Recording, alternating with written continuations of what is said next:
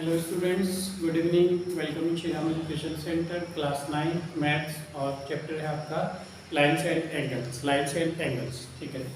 तो question number आपका first is this. In the given figure, या आपको एक figure given, line A B and C D intersect at O. Line एक A B है आपके पास और दूसरा है आपके पास सी डी। ये एक दूसरे को ओ पर इंटरसेक्ट करती है। कहाँ पर इंटरसेक्ट करती है? ओ पर। इंटरसेक्ट मीन्स एक दूसरे को यहाँ पर इंटरसेक्ट करते हैं, प्रतिच्छेद करते हैं, हिंदी में बोलते हैं जिसको। And A O C plus B O equal 70 degree. Angle A O C का मीन्स क्या होता है? देखो, A O C means A O C is this angle, and B O E means angle B O E is this angle, B O E, and A O C, angle A O C. दूसरा point हमेशा ध्यान रखेंगे, ए O सी, ये जो middle value होते हैं इसी को हम रिप्रेजेंट करते हैं।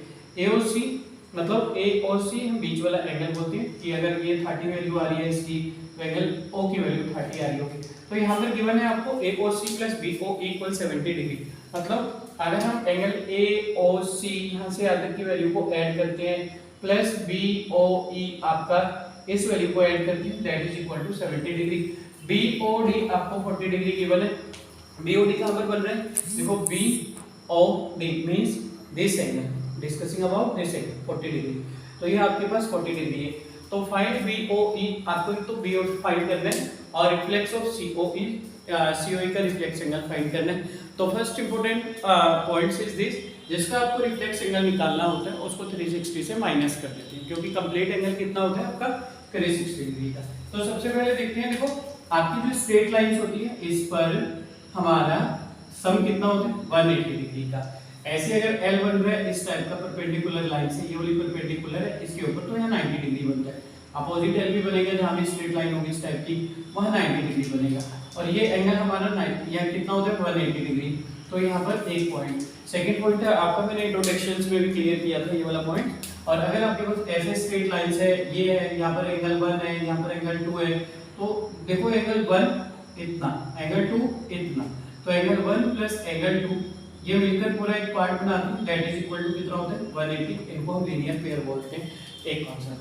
तो इंपॉर्टेंट थिंग इज हियर, यहाँ पर देखो अगर आपके पास ए ओ सी यहाँ से यहाँ तक है, plus C O E this part यहाँ से आता है, और प्लस बी ओ ई या E O B that is this part. तो ये देखो, ये पूरा का पूरा एक स्ट्रेट लाइन को रिप्रेजेंट करेगा यहाँ से यहाँ तक, और इसकी वैल्यू कितनी होगी? 180। तो देखो तीन पार्ट बन रहे हैं, वन ये वाला, second this, and third is this. तो देखो यहाँ पर मेंशन करोगे आप angle since angle A O C plus C O E, angle C O E plus E O B या B O E, angle B O E. तो देखो इन तीनों का सम कितना होगा? दैट इज इक्वल टू 180 होगा, क्योंकि ए और सी आपका इस लाइन को रिप्रेजेंट कर रहा था, सी ओ ई इस लाइन को रिप्रेजेंट करते हैं, ई ओ बी इस वाले एंगल को रिप्रेजेंट करते हैं। ये इस एंगल को रिप्रेजेंट, ये बीच वाले को, और ये इसको। अब देखो गिवन है आपको, गिवन कितने? A O C plus B O E equal 70 degree. तो आप जो वैल्यू गिवन होगी उसको ऐसे मार्क भी कर सकते हैं, गिवन कितना? A O C plus angle B O E that is equal to 70 degree.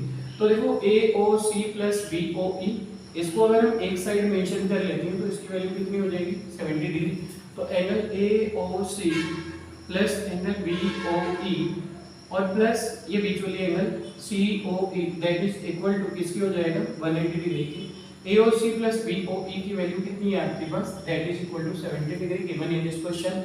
तो इसकी वैल्यू 70 डिग्री है, तो राइट है 70 degree plus angle C O E that is equal to 180 degree.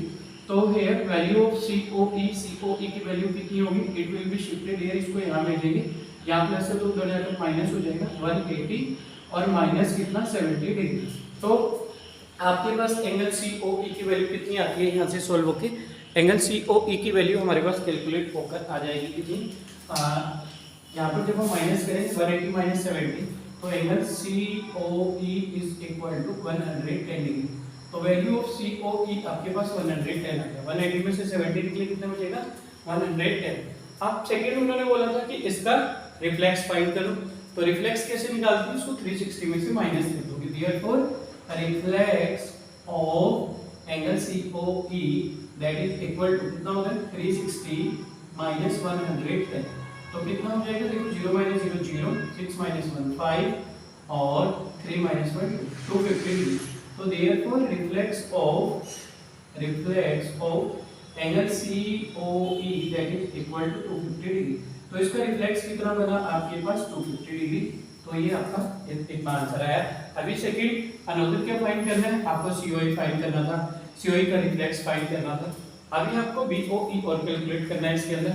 तो BOE विच एंगल BOE, तो ये वाला angle है। BOE को कैसे कैलकुलेट कर सकते हैं, देखो COE आपने फाइंड कर लिया। अगर हम इसको ऑब्जर्व करते हैं, तो इसको मैंने इरेज किया, जस्ट अ मिनट, इसको मैंने इरेज किया। अब देखो आपके पास जहां पर भी स्ट्रेट लाइन बनती है उसका सम कितना होता है 180। सपोज ऐसे यहाँ भी 180 होगा, इस लाइन को मैं इरेज करके ऐसे लिखता हूँ, दिस विल बी 180, ऐसे आता है ये भी कितना 180।